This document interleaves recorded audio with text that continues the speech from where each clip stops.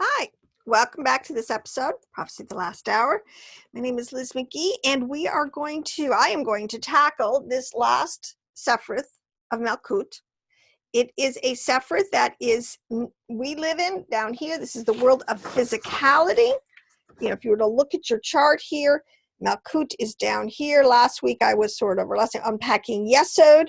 This is, again, an extremely complex our chart. Actually, this looks very simple, right? A bunch of circles and 22 Hebrew letters. But it takes a complex that is simple, and out of this you get the most complex relationships that it boggles my mind even the more I study it. So what I want to say is, on the Kabbalistic universe, let me just pull out a little bit here, just give a little bit of context here. The Kabbalah universe is holographic, which they have always said, this is what modern science is saying. Oh, gee, wonder who had that information first, right? Now, every piece contains something of every other piece inside itself. This is always true. No matter how small the fragment, no matter how many subdivisions one executes, all right, the resulting particles always contain a complete set of the whole. Consequently, one always finds a Malkut, or of something physical, something that has manifested at the bottom point of with the 9 other Sefirot above it. So in other words, for something to come into physicality, it had to progress or come down in multitude forms to get there. All right, progressive. This is what the Kabbalah is telling us, that Elohim has unveiled himself in a progressive way to us. And it is a descent from spirit and into matter, and it becomes more complex as it develops, as it comes down. So in other words, we know that Yahweh, this is why they say and this is that let me put this way, the word, I've said this, the word subtle or the word simple, they're misleading, because it doesn't mean that they're simple like stupid. It means that these essences originally are so pure. There's no combination yet. It's just the pure raw energy of it. All right. When the beginning, it says when the world was, everything was tahu bahu. First, most people understand. Bahu it's just total. It says chaos, right? I'm pretty sure bahu is chaos. It's just total raw, unformed energy and materials and particles. It's one big soup, because there's nothing, but everything you need is there. All right. So as these things come down, because we know it's true that all the DNA, because this is the point, every cell has this nucleus. Every cell, if you cut it in half and replicate the same, it will replicate itself accurately. This is how you can clone. So we know what we know from DNA, what we know from cells, what we know how you clone, that this is accurate, that you cannot. And so if Elohim is somehow in everything, it's like you're cutting, you're never gonna find him. He's infinite, all right? But he has multiple subdivisions. Unbelievable. That's what Kabbalah says. But some of them, they have the Jewish mystical theology has a huge, large category, very accurate in my opinion with modern science. And it fits. Every time when I take my Kabbalistic chart and I put something on it to try to confirm, is it following the correct archetypes? When I'm trying to put the round peg in the square hole, it fits unbelievably. So let me just start with this, because to understand Malkut, this concept of physicality, which in other ways is nature, it's what we see. But even that, today, take a leaf and put it under a microscope. There's tons of stuff going on in other, what do you want to call it? Realms, dimensions, world, ecosystems, all right?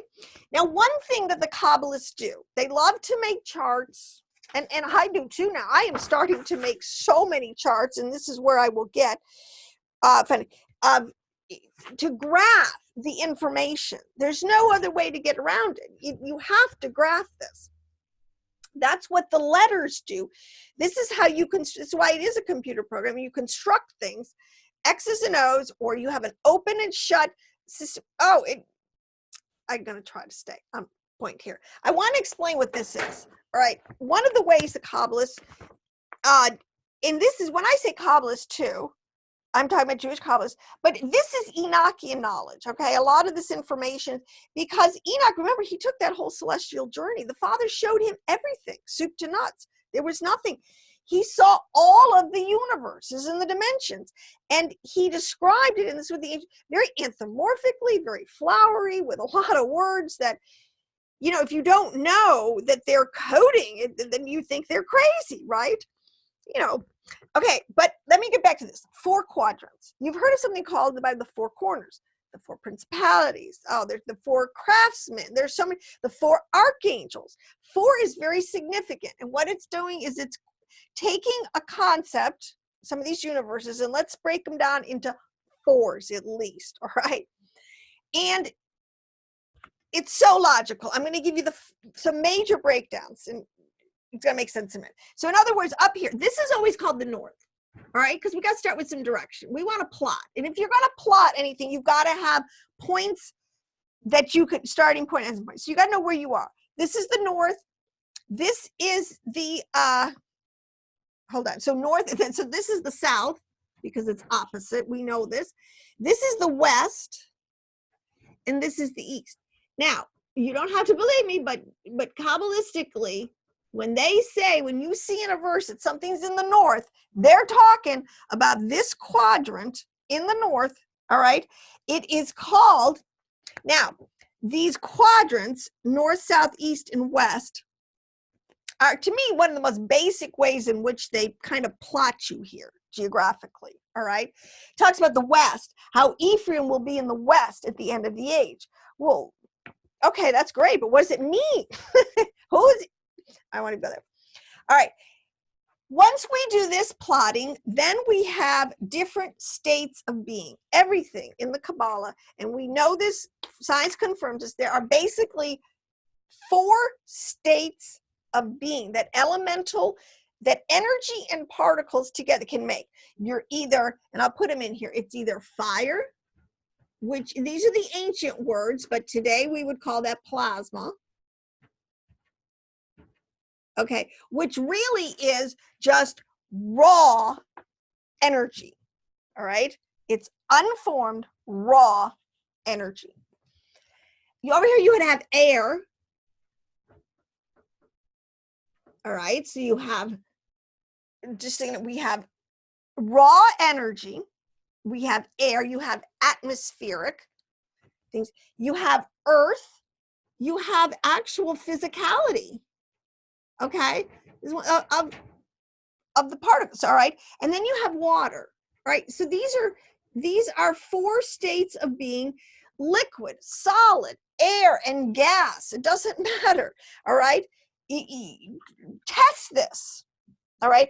There are 4, and they're changeable. See, this one, I'll tell you what, I think, and words that we need to get used to the word shape shifting, because I don't know how else, what is an ice cube that is, technically it's a solid of itself, in the sense the water has hardened, all right, but then it can change shape and it can melt and it can come down into water again. So it has shifted its shape.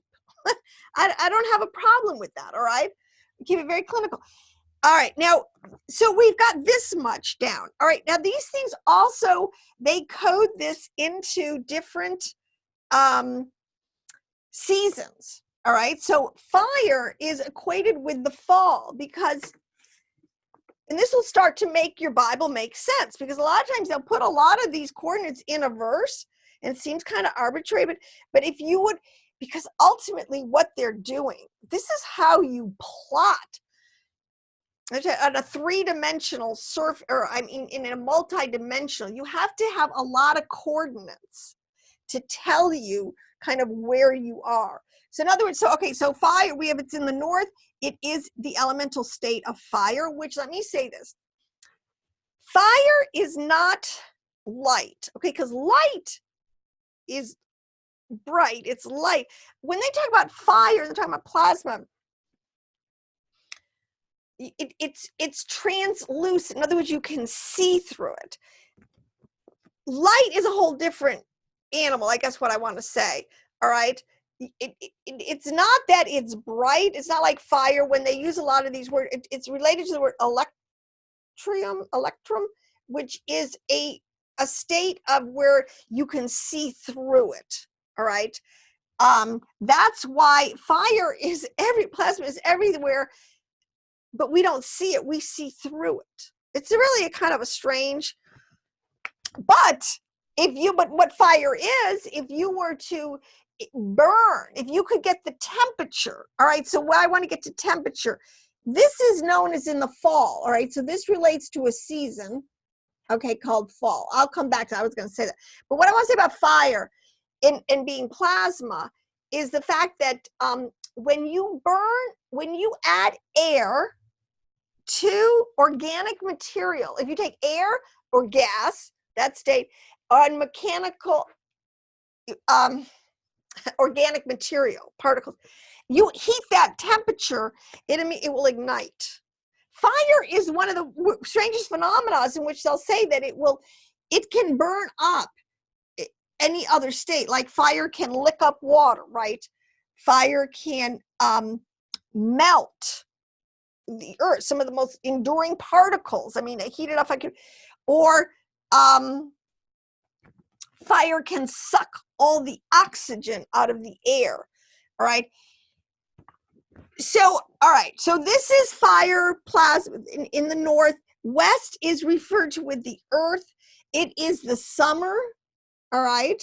And it fits because look at, we have in the summer, which is in the west, which is after you cycle. So you would start with, all right, so this would be winter. So let's just keep going here. We would have winter.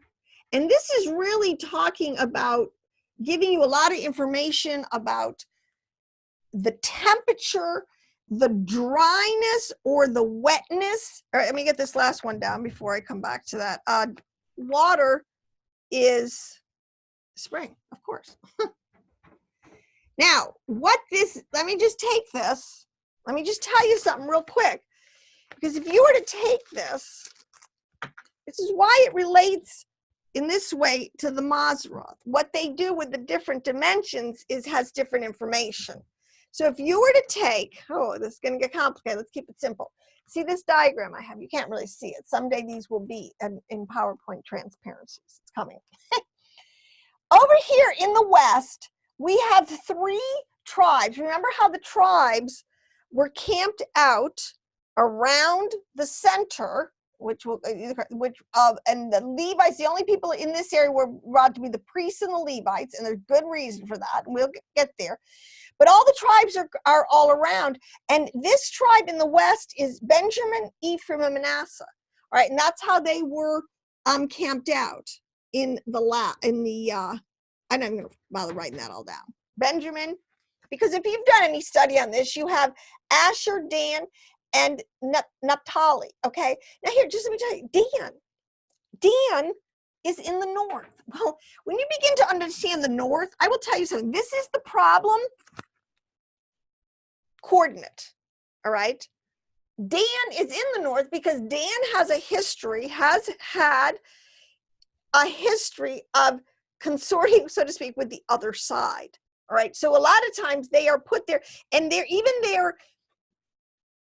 placement in the tribes in the land was in the north. All right, now this is important to understand because when it talks about the scripture verse about Ephraim being in the west, it's in the earth in the summer, this relates to the festivals too. So what do you have in the summertime? You have a harvest. It's not an accident that in the earth we have a harvest of souls that coming from the west, and it relates to summertime, which when everything comes to fruition, You know, your wheat and your tares grow to full strength in the sun. They don't grow in the winter time, all right? They grow in the summer. That's when you got to harvest. So it's very logical, and it's very, the reasoning is always very circular. It always leads back to itself. Now, a couple more information things that's really important to have. Earth is a par, okay? I was looking for my blue because I mixed my water. Oh, Earth over here. Okay. This is Earth is related to the Hebrew word for a par, okay, which means dust. Remember how it says we're made of the dust of the ground. We are made of very specific organic materials. Hey, my favorite science, right? Everybody's Neil Tyson Gracia, I think is it, says that, you know, how we are. This is what we are all biologically, electrically, chemically, in every way related to everything else in the universe because of this idea of the holographic. We have all of these universes operating in every cell of our body at all time. It's the most incredible system. All right, but what I want to get to is to Malkut, which is equated with the West. Malkut physicality is equated with the West. Well, why wouldn't it be? Finally, you know, who knows what goes on in the wintertime with all the seeds in the ground, right? It's a very mysterious season. Winter, over here, winter. Spring, the things start, it's all a cycle. Things start to pop up out of the ground again. The cycle starts, the temperature rises, the waters come, the earth heats up. Everything that you need to create that, give that life, that seed, which has been dormant, everything it needs to pop up again and start a new cycle.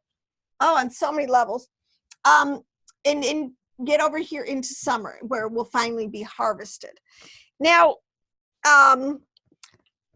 this apart, think of it as the DNA. This is the building blocks of all material, all right? Anything that has a physicality, but everything has physicality eventually, as I said in the first thing. So, but the point is, its physicality can be in the animal kingdom, the vegetable kingdom, the let me see, the four kingdoms: Adam, man, animal, vegetable, and mineral kingdoms. All right, which again relates to this idea of quadrants. I only wanted to show that to get this concept of these deep relationships that are going on, because one of the most important things is to understand that when you take your Sephiroth chart, and I just did this over, okay, right? We take our chart. If I were to put this, which is, I've done this before, now I just made this little spiffier. This is, I said the cross, right? So if you were to take an aerial shot of the tribes camping on the ground, this is what you would see. The tribes, the reason is because the tribes are representing the souls. Oh gosh, I can't get too deep here. But you can't leave it in a flat dimensional. You have to take this or understand what they're really doing. And you have to make it into what the quadrants make it. So in other words, you have an up and you have a down. This is something that's really known. You know, if you're going to do any kind of math, you got to have, so you've got to have, you like up and you've got down, and you can plot. So if you're here, oh, I don't want to get into the whole math. I mean, you could, this is what, this leads itself to incredible complex mathematical shapes also. But how do I do this? If you were to put Malkut right here, which we know is in the West, right here, on the Sephirothic chart, all right? Now, let's do it this way. Let's start with this. If you put above, and below, all right, what you're going to find out, what this thing is describing to you, especially easily with the directions.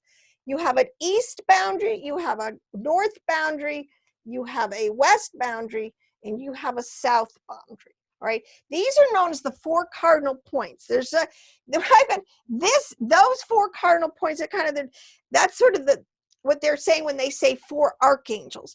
That is about as spread out as this thing is going to get, all right? It's above and below goes on forever. So this, now, let me show you another relationship if you didn't think that's complicated. When you, this is the left side, remember we've done a lot on talking about, this is the left side, this is the right side. And another way you can, are there pillars? So you have a middle pillar here. Another way you have the left pillar and you have the right pillar. All right, these are all, and so that, again, this is ways in which they're trying to tell you direction, where you are, what kingdom you're in, what dimension. So this is always known as the middle pillar. This is basically, you know, our Yao, Yod He Vav He. Yod He and then Vav. And the lower He here is actually Malkut, is physicality. That's what they're doing. So Yod He Vav He is on this chart, just no end. But there is directional points that do end.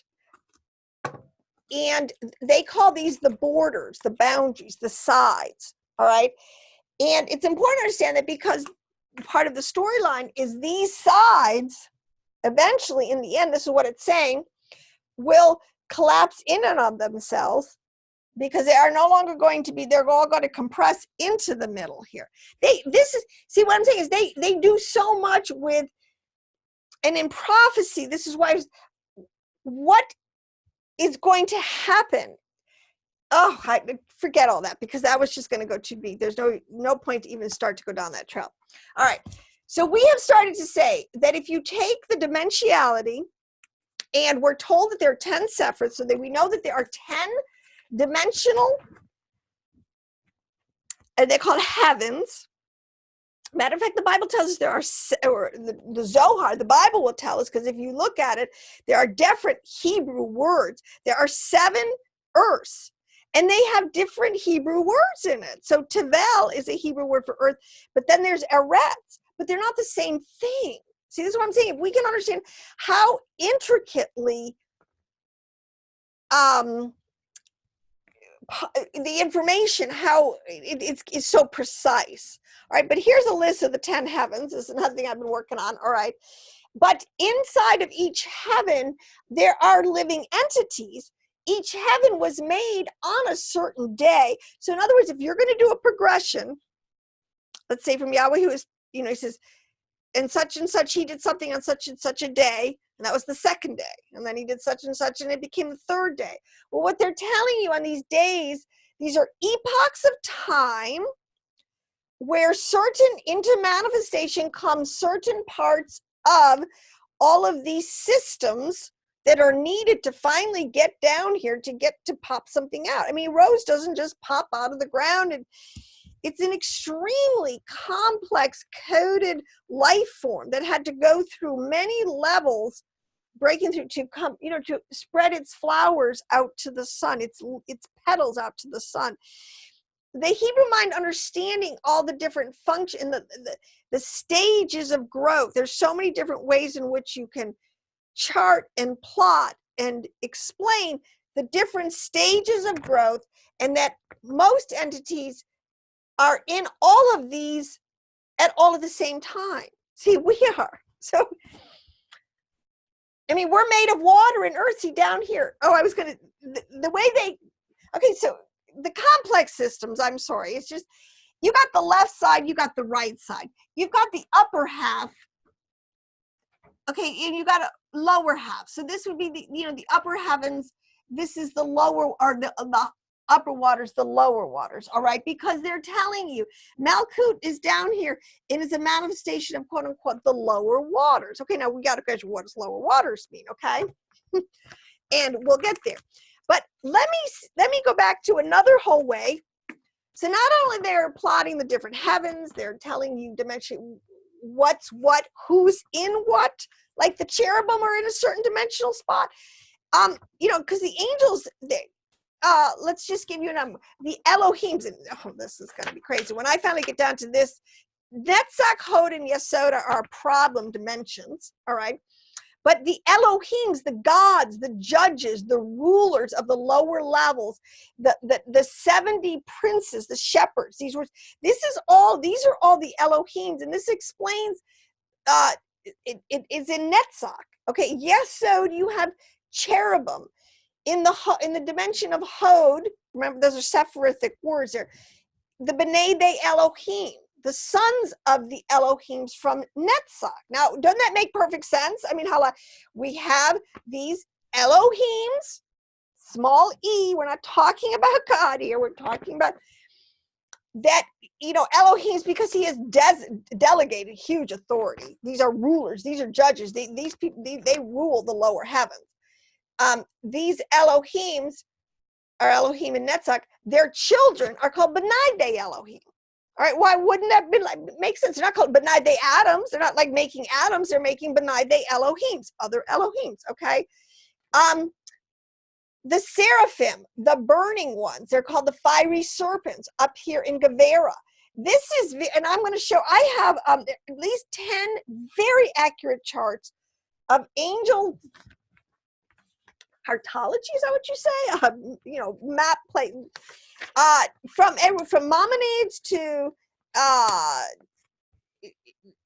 some, oh my gosh, Enoch has it, all the way to the saints, Saint Gregory, and if you were, a Catholic on this side of the thing, Enoch would be Old Testament. I mean, people have been taking the Hebrew words for these angels, which are really just energies. These are energetic, intelligent energies, messengers that go out and are just all over the earth doing everything that Elohim wants done to run this thing. All right, but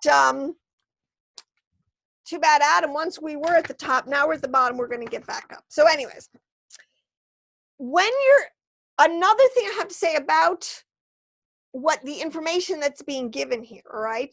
There's a lot of physics, there's a lot of science that is given in this information. That's why it's so, I love the Torah, the science of Kabbalah, all right? But the flip side is the psychology that is in Kabbalah. I mean, Freud did not invent modern psychology.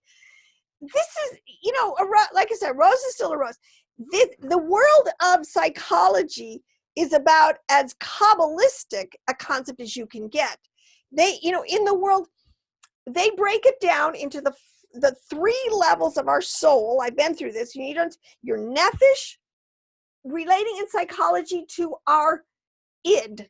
And they even call it's your basic instinctual drives. All right, what makes us close to the animal. Yes, we got 99, what did they say? Was that it's just like an animal. Our nephesh is probably the largest running programs in us, per se. Okay, but after that, you have your that's the id. The ego, okay, is the I. And isn't that funny? The I mean the throne, and even you talk about, we have to put God on the throne of our heart. In our heart, so you have the body, the nephesh, the world of physicality. After that, you have this world, this program that runs all inside us, and these are all invisible parts of us, is our emotions, our personality, our motivations, our intentions. Okay, this is all in this world of Yetzirah. This is all going on in these levels down here, okay? They're plotting it, and they have words for it. Yetzirah is the world, this state here. Then your higher levels would be your world, your neshama soul, which is your mind, your intellect. This is the part of us that is made in the image of Elohim. All right. So our brain, our heart, and our body are all. Again, this is saying the same thing, but it's saying it this way, using words, because our bodies are made out of, really and truly, we're water and we're organic material. This is, all right, we have emotions. See, and this is where fire and pleasant are emotions, and this is where it is, and this is why it says they burn. It's fire. You burn with passion, or you burn with hatred, or you're on fire with joy, because you're just lit up the whole room. Okay, these are states that are in the psychological, All right, we're not talking necessarily science of the physics, the laws of nature, in the more psychological. Consciousness is in here, is in the air. Here, this is the mind, the thoughts. See, this is why they even get into, you know, in the zodiac, and when you get into Aquarius is over here. Now, while Aquarius may be the profane or, you know, Greek words for the, don't think that the Mazzaroth is not a 100% accurate. Here's my chart again of the Mazzaroth. All right, in the Mazzaroth, in the east, you have, we would call it Capricorn, Aquarius, and Pisces. But if you were to put the Hebrew months in, which would be Tevat, Shavat, and Adar,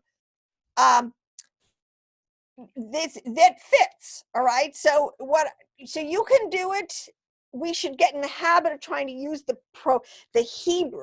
All right, this is what probably getting back to a pure language, a pure thought. If we all get on the page and use the Hebrew words with the Hebrew theology, you know, we'll all be communicating with each other a lot better. Things will go a lot smoother.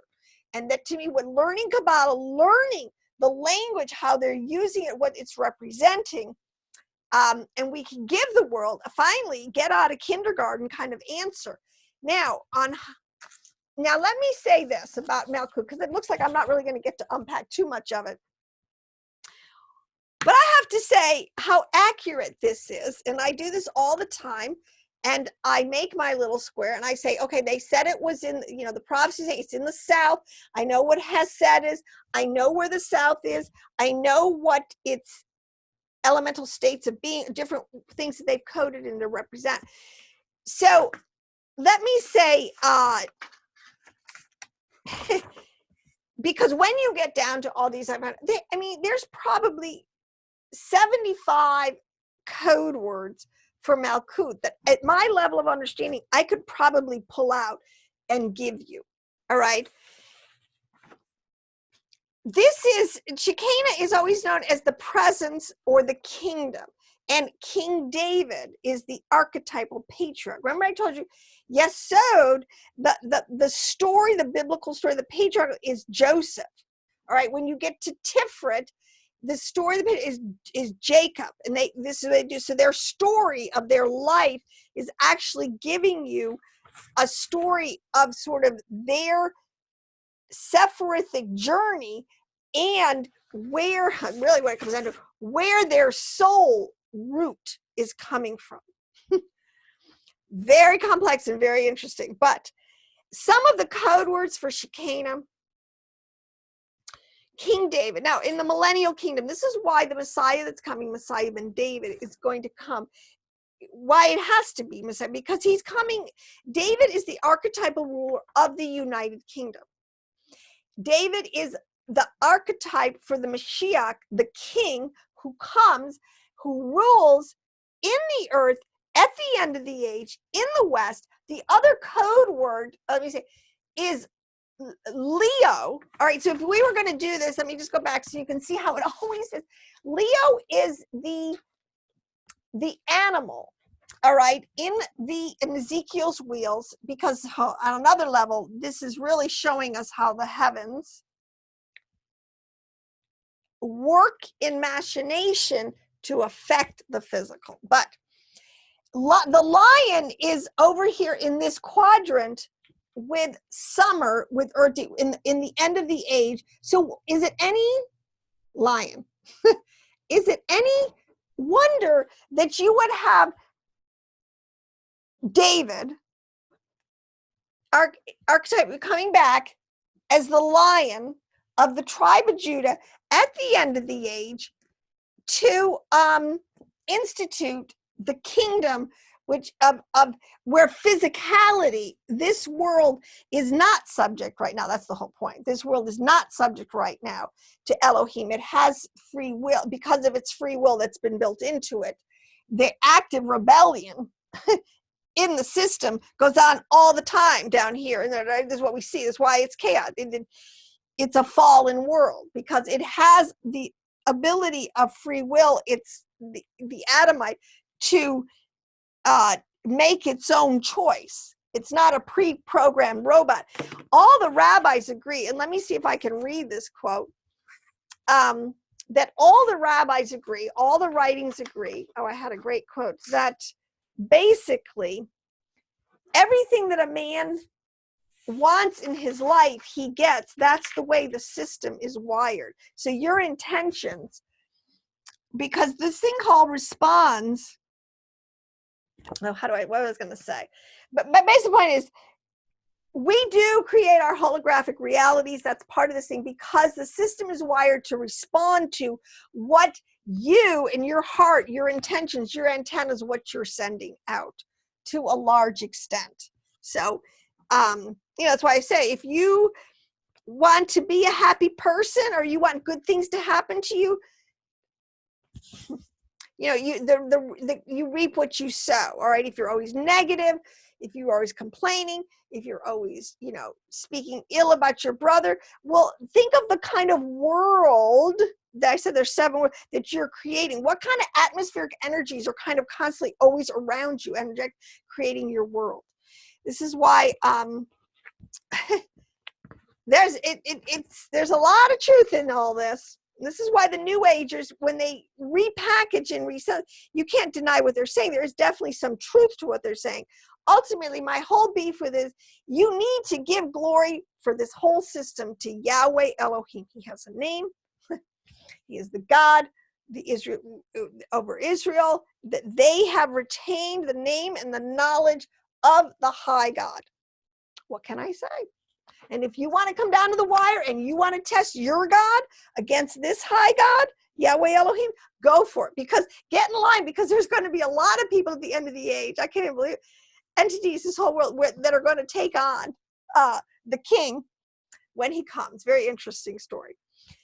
You can't make this stuff up, I swear. So anyways, I want to say this about Malkhut, all right? Because it's getting down to the end of the age. Why is this coming out? Because personally, I've done past videos. I think we're close to disclosure.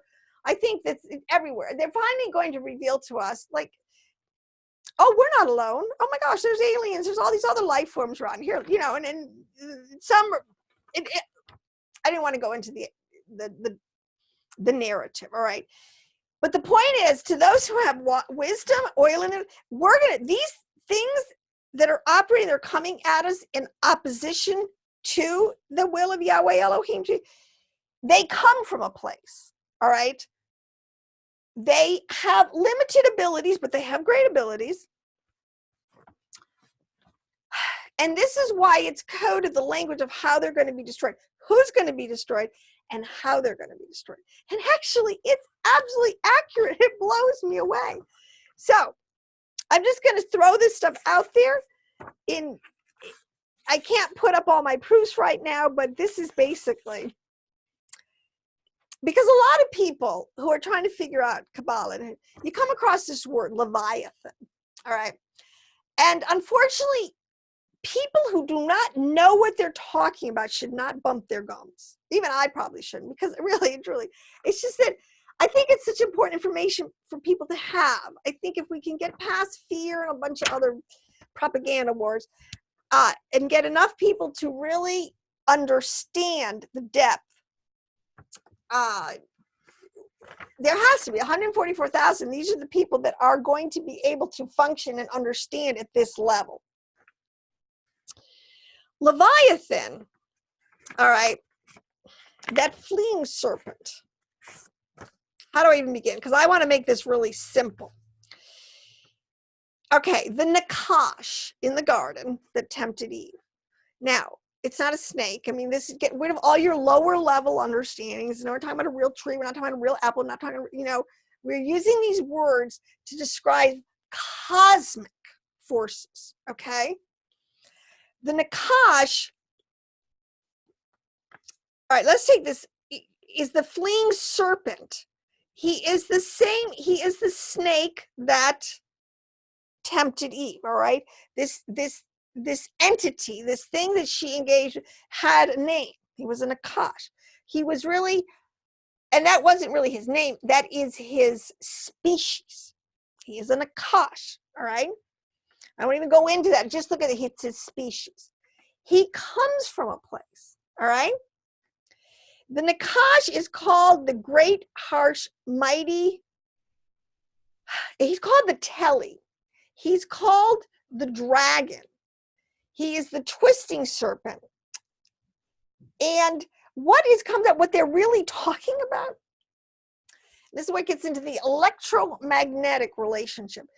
The Teli is the Mazzaroth, the Milky Way. All right, because we are influenced by the planets. This is the point. There's a system that's set up that's electromagnetic. We are affected as the planets move, believe it or not, and they're moving and creating seasons with different temperatures, with all sorts. The heavens are moving this machine, all right, which is giving us physicality. Remember, physicality is just Malkut kind of manifesting all the 9 Sefirot that are behind her, that brought her into existence. One of these levels is what's called the Mazzaroth, is this whole level of the sun, the moon, and the stars. If you read your Bible closely, there's higher levels in the sun, moon, and stars. All right. Okay, God is in a higher level. These are just Elohims with a small e. All right. But it is in the Mazzaroth, the Teli, this Milky Way. This, what do they call that? This planetary, what's a Milky? Galaxy affects us. This is the one that's right over us. This is the one that we are kind of wired to. In other words, and they use it this way, that is the weaver's beam. I mean, look at that's going back and forth, the grinding. This is what they're talking about, the millstones grinding. They're trying to tell you this machination creation thing is moving. Oh, I'm so low. And there are different levels, there's different entities that have specific jobs that do parts. So we know the sun, moon, and the stars are up there, signs, seasons. They do immense amount of managing. Really, they're the managers of this system as it comes down in the lower waters and affects us. I don't know if that makes sense. Okay, so we can geographically tell you. All right, so this Leviathan in the Milky Way is in the north, and I looked, and it's called Draco. Now you've heard Draco, right? Draco. Have we not heard of this constellational system called Draco? It is in the northern quadrant of the heavens. All right, it is called the spiraling serpent, all right? And it is influencing so this Leviathan, as it turns out, is the place that housed Lucifer. This was his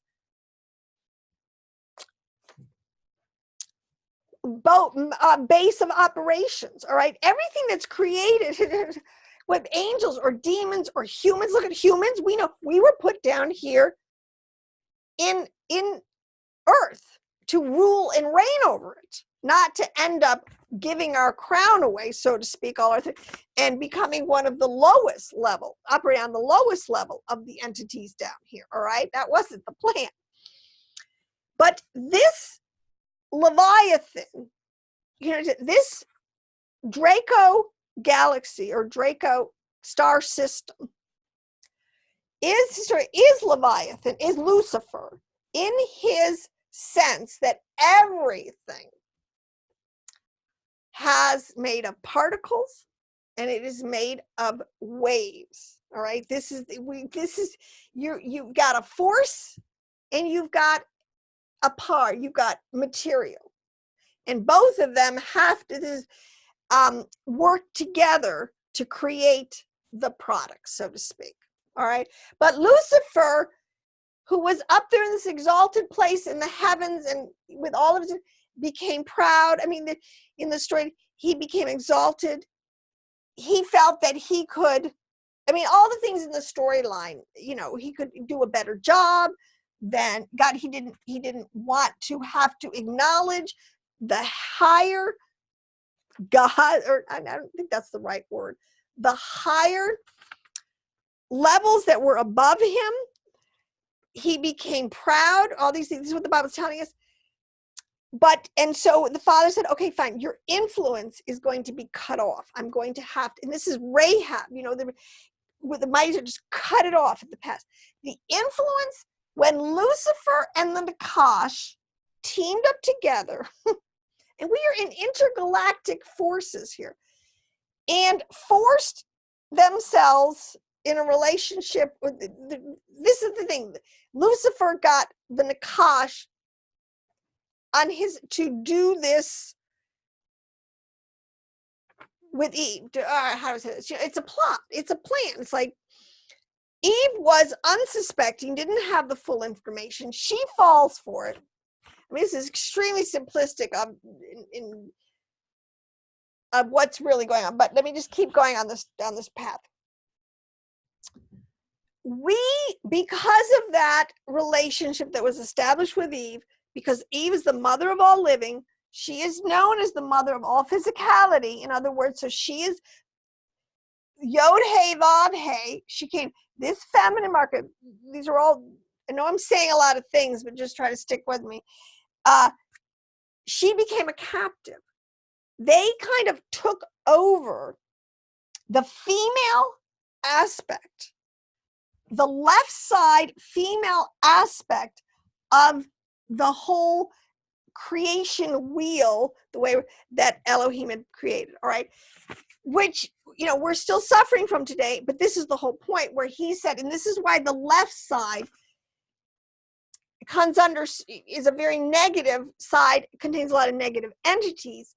This is where the tree of the knowledge, this represents the tree of the knowledge of good and evil. What that's telling you is that evil that was created, and look it up, he says, I create evil. The Father did create a negative energies to be used as a tool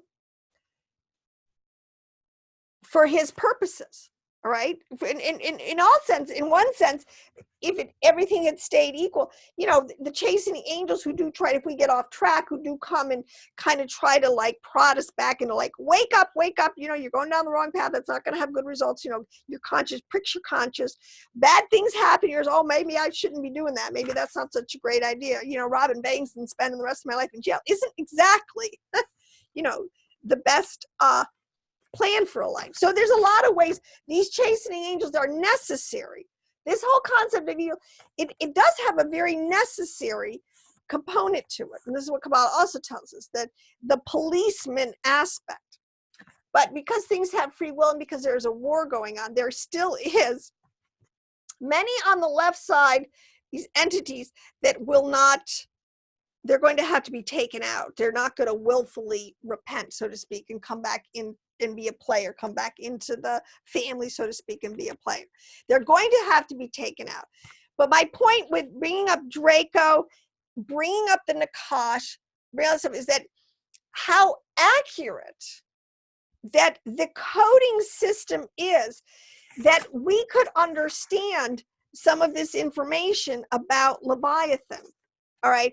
That it's really not talking about, because this gets really deep and this gets in, but the influence, and this is what Paul was trying to say when he was trying to say that we are no longer under the elementary principles of this world. I mean, what it is the worst translation. What it's telling us, because of the finished work of Yeshua, of Messiah ben Joseph,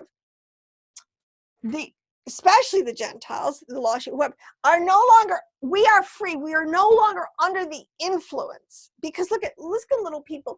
We can't get out from under the influence. All right. If I go outside on a hot day and I have no protective clothing on, and I get singed, it's my fault. I cannot protect myself. Like, we come up with technology, all ways I can put sunscreen on. I mean, but the point is, these things are out there. If I put my hand in fire, it's going to burn me. All right. There are certain laws you just can't get around.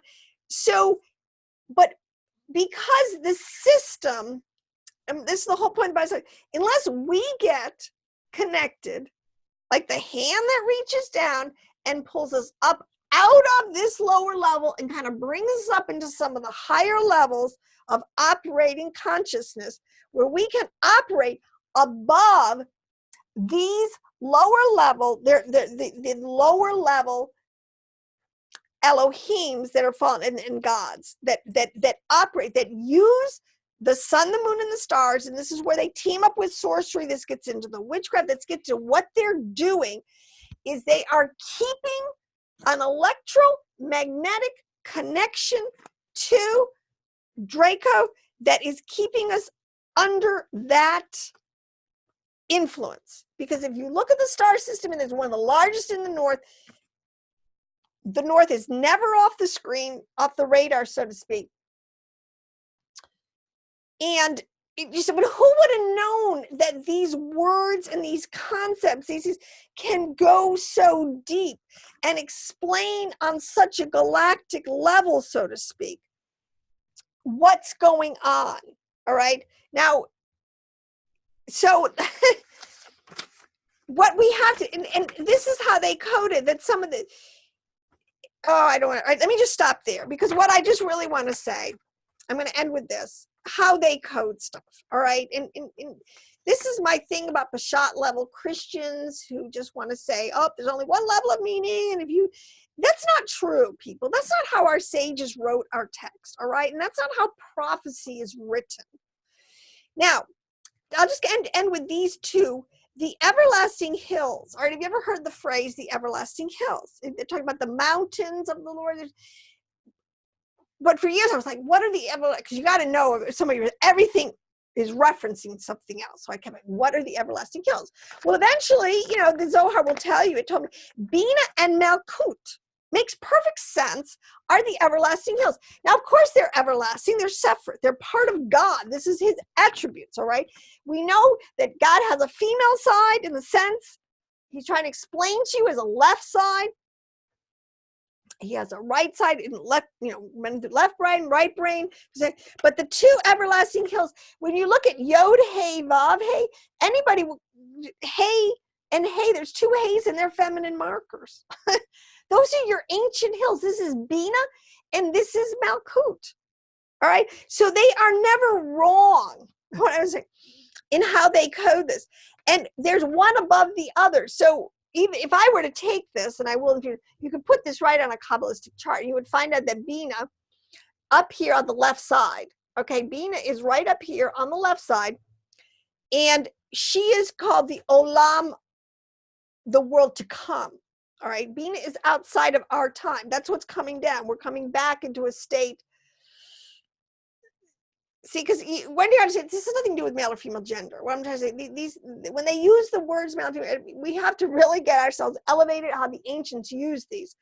But one is talking about a world to come, but then Malkut down here is talking about the world that I'm in. All right, we're not in the world to come yet. We're going there. It's happening. This wheel is turning. All right. Time is marching forward, but that everlasting hills, that's so encouraging to me to know. And so now I can understand what is being referenced. So when I see that in a verse, and then I can pull up the context. All right. Now, another one, let me give you here, is David. All right. Now, let me just say another way they code stuff, because these are also coded to color. I make up this chapter chart that is insane, and I'm gonna shouldn't do this, but I am gonna do this. Read out just a couple of the ways that they code these. I've told you this. There's the day, the year, the season, the Maseroth, the emblem, the animal that's represented, the temperature. If it's winter, it's in cold. It's energy. It's state of energy. Is it water? Is it air? Is it a gas? Is it a fire? Is it a metal? Electromagnetic. What metal? Oh my gosh. Okay, occult symbols. You know, everybody thinks again, cult. You know, you better know your symbols. Let me just graph this for you really quick. Okay, this is very important. Is your star David? There's a reason it's like this. 6-pointed, or is it 5-pointed? I don't know, how do they do that? How do you make a 5-pointed pentagram? I don't even know. Okay, that's very important in what you're talking about, whether you're putting a 6-pointed star or you're putting a 5-pointed star. All right, there's a world of difference. All right, so you need to know your occult symbols. Hebrew spelling, everything is in the letters, and sometimes in the Hebrew they'll have a feminine word missing the final hey. Well, what's that all about? There's a reason. Okay, so the soul level, the archangel, the geography, the body part. Oh, I didn't get into. So,